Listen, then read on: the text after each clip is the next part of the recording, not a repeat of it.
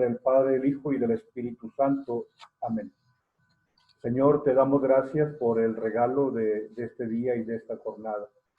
Gracias por todo lo que hemos vivido, gracias por lo que nos has obsequiado. Gracias por todo aquello que hemos escuchado. Te pedimos en esta noche por las personas que nos han llamado y que hemos sido tus instrumentos para escucharlos. Nosotros terminamos nuestra jornada, ellos concluyen también su día. Nosotros te agradecemos que aún en lo no fácil, en lo complicado que pueda ser nuestra vida, no tiene el nivel de gravedad de aquellos que hemos escuchado. Te pedimos que seamos comprensivos, solidarios, que seamos generosos también con nuestro tiempo, porque nuestro tiempo es para que tú sigas mostrando tu rostro bondadoso a quienes nos llaman en este ejercicio de iglesia de Cristo, de tu iglesia.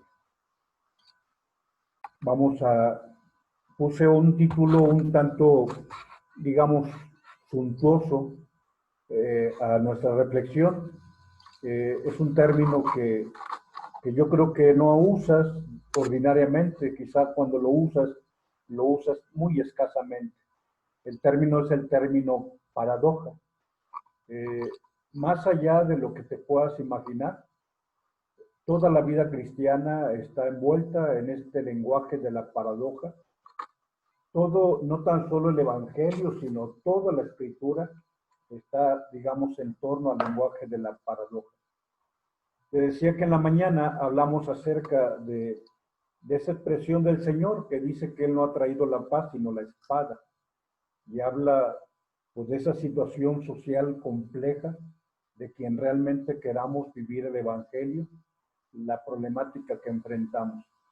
Pero ese término, la paradoja, también nos muestra una situación, digamos, un poco complicada. Vamos pues a escuchar el texto de la palabra de Dios. Que el Señor esté con ustedes. Proclamación del Santo Evangelio según San Mateo. Gloria a ti, Señor Jesús. En aquel tiempo dijo Jesús a sus apóstoles: el que se aferra a su vida la perderá, y el que pierda su vida por mí la encontrará. El que debe beber, aunque no sea más que un vaso de agua fresca, a uno de estos pobrecillos solo porque es mi discípulo, no perderá su paga, os lo aseguro. Palabra del Señor. Gloria a ti, Señor Jesús. He subrayado esta expresión: el que quiera ganar su vida la perderá, y el que la pierda por mí, ese la ganará. Hablemos un poquito sobre ese lenguaje de la paradoja. Adelante, te invito a que en tu diccionario incluyas un concepto, y más que un concepto, un término poco usual. Digamos, el término es la palabra, el concepto es lo que encierra la palabra. El término es paradoja. El concepto es esa contradicción que encierra ese término llamado paradoja. Como término, te decía, es una contradicción existente entre dos cosas o dos ideas. Dentro de la filosofía se utiliza el método de la paradoja, sobre todo para poder utilizar la figura que emplea expresiones que están impregnadas de contradicción. Es un método que usan algunos filósofos. Pero mira, ahorita no nos compliquemos, ya es noche. Simple y sencillamente, ¿qué significa paradoja? Significa contradicción. No obstante, como método te quiero decir que es un método favorecido por Cristo. El Señor usó, pero sobradamente, la contradicción para enseñarnos las verdades de vida, las verdades eternas. ¿Te acuerdas que así terminaba ayer ese capítulo 13 de Mateo?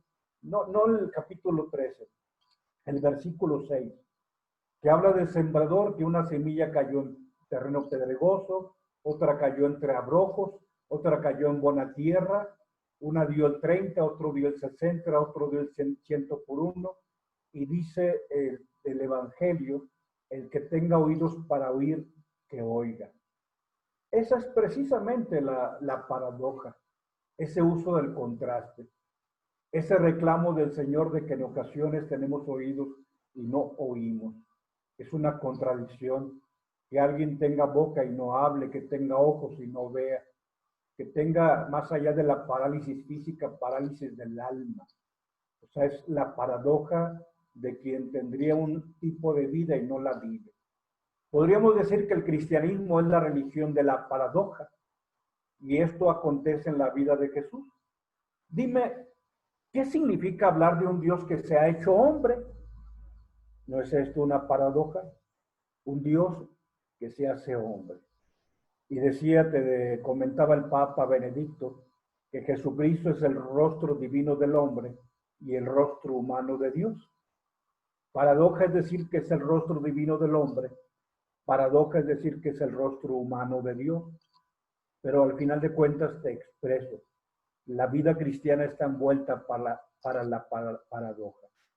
Y quizá lo más complejo de todo, decir que Él da la vida, decir que Dios ha dado su vida por nosotros, decir que Dios ha muerto. Hay que ser muy precisos para que este lenguaje de la paradoja no caiga en la herejía. Porque más que decir que Dios ha muerto el Viernes Santo, tenemos que decir que Dios humanamente ha muerto el Viernes Santo. ¿Sí?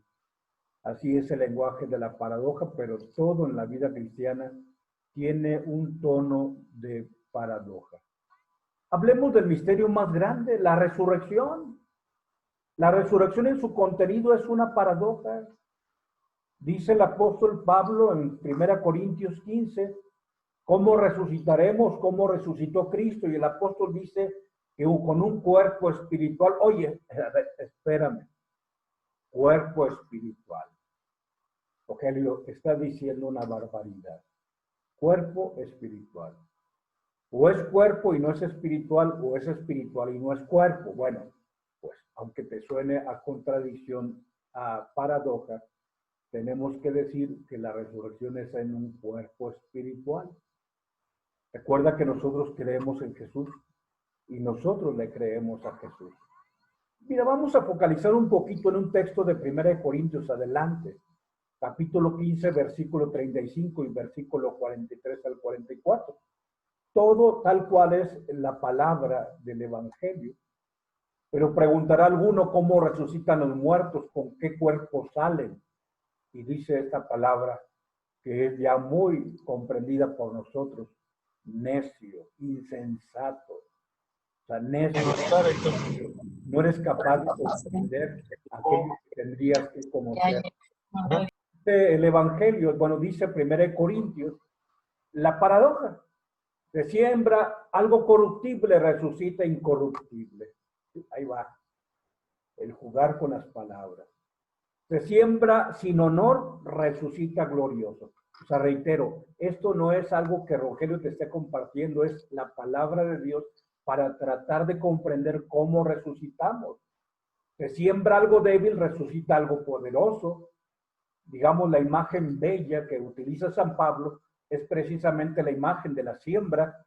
Tú siembras un grano, que es potencia, y resucita una planta. Así tú siembras un grano, que es el cuerpo humano, y se transforma en algo infinitamente mayor. Como mayor es la planta que una semilla, está tratando de que el lenguaje humano comprendamos cómo vamos a resucitar. Y así dice el apóstol. Se siembra un cuerpo animal, o sea, un cuerpo con alma, resucita un cuerpo espiritual, un cuerpo transformado, un cuerpo glorioso. Pero veamos cómo la historia de la salvación es la historia de la paradoja. Toda la historia de Dios es de paradojas. O dime si no, el agua que sale de la roca, agua que sale de la roca, que Moisés golpea con el báculo, con el bastón. Salir agua de la roca, pues es una paradoja. Aun cuando los ingenieros en biología o en química o en física traten de explicar este fenómeno, pero en realidad sacar agua de la roca es hablar del Dios que hace lo que no es posible, algo posible. ¿Qué es el mensaje? Y lo digo con todo el amor, porque ese es el misterio de la encarnación. Una virgen que concibe y da luz. Virgen que concibe, a ver, pero todavía dices una virgen que da luz. Pues así es el mensaje y el anuncio de Isaías 7:14. He aquí que la virgen concebirá y dará a luz un hijo y le pondrán por nombre Emmanuel. Y así lo dice Mateo 1:18. José, no temas recibir a María, porque lo que hay en ella es del Espíritu Santo. Y dice el versículo 23, y así se cumplió la escritura. Mateo 1:23, he aquí que la virgen, sí, la virgen concibe, la virgen da luz. Bendita y salvífica paradoja de la historia de nuestra fe hermosa. Pero, digamos, siguen los ejemplos de paradojas. Una mujer estéril y anciana, ¿te acuerdas de Sara? Tú sabes de Isabel, la esposa de Zacarías, se embarazan y dan a luz.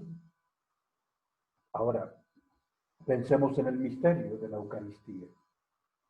Un Dios que da a comer su carne. Fíjate cómo aquellos que estaban escuchando a Jesús dicen, dura palabra es esta, ¿quién la puede soportar? Dios da a comer de su carne. ¿Paradójico?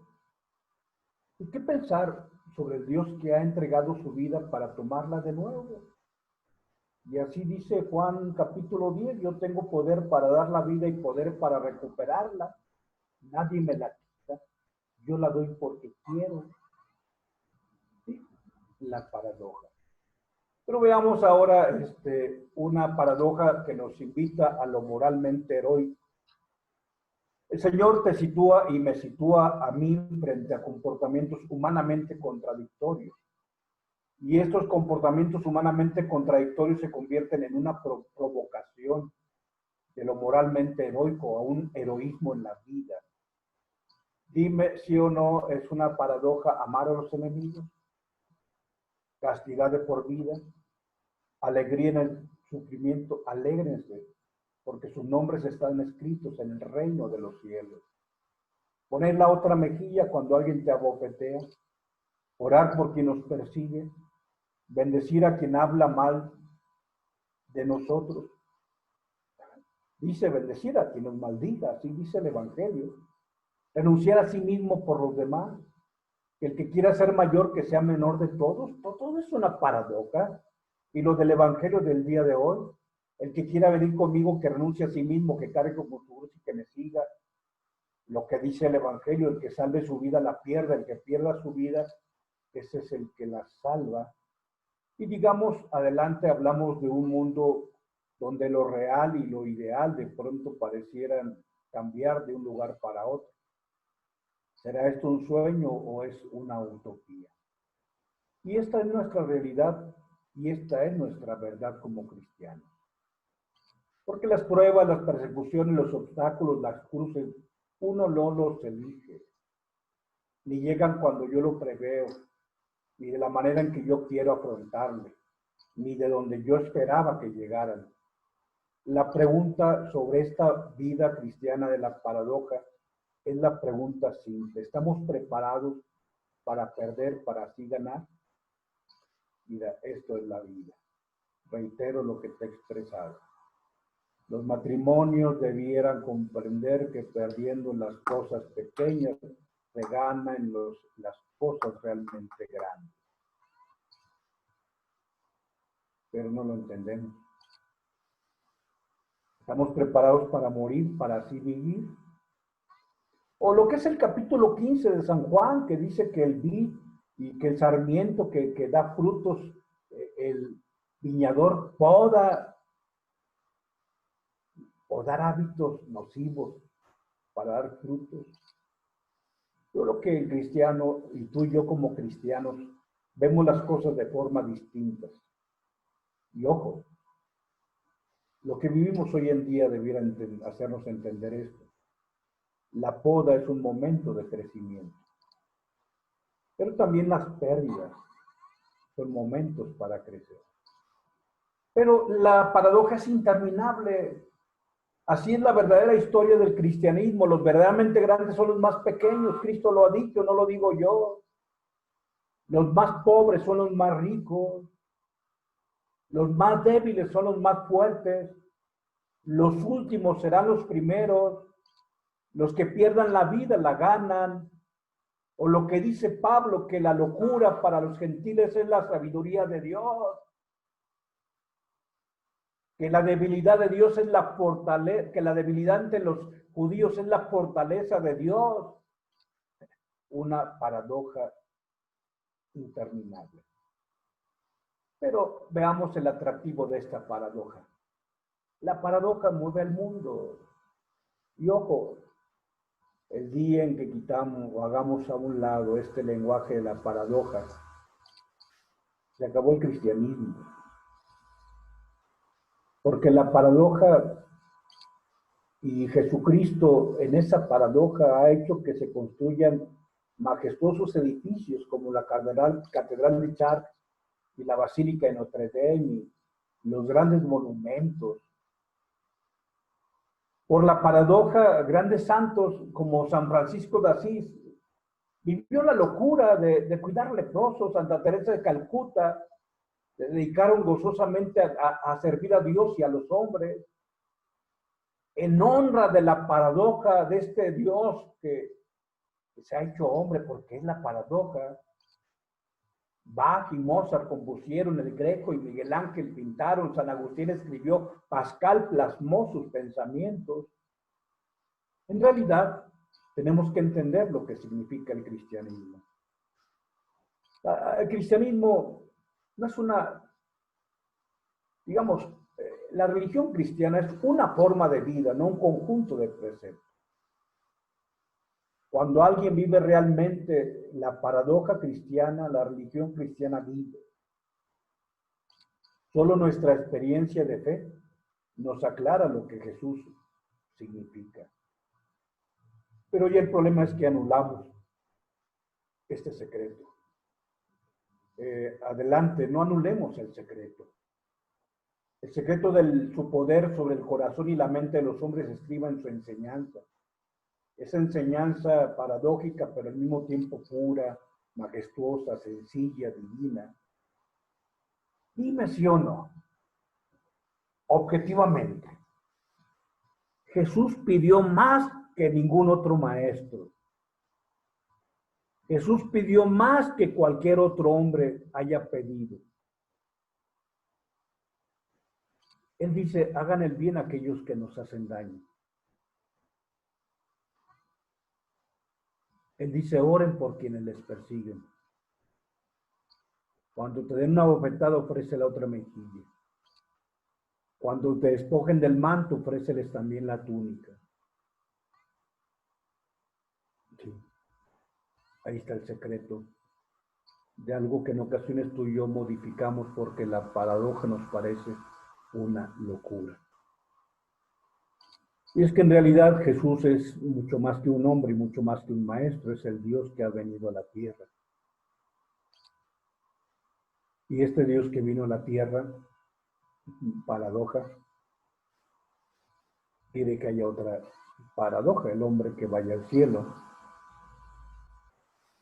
El Dios que vino a la casa de los hombres, quiere que el hombre vaya a la casa de Dios. El Eterno que entró al tiempo, quiere que aquellos que somos temporales ingresemos a la eternidad. Paradojas, contradicciones. Concluyamos, sé que ya es noche. ¿Cuál es la más grande paradoja del amor?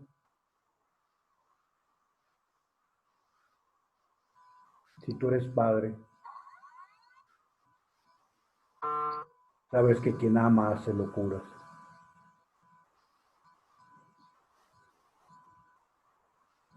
Tú sabes que por amor haces todo. Jesucristo ha usado la paradoja para enseñarnos, para iluminarnos. ¿Por qué decimos que el amor es la paradoja? Porque el amor es lo más frágil que existe. y es al mismo tiempo lo más fuerte que existe en este mundo. A ver, paradoja. ¿Es frágil el amor? Sí. ¿Es lo más fuerte el amor? Sí.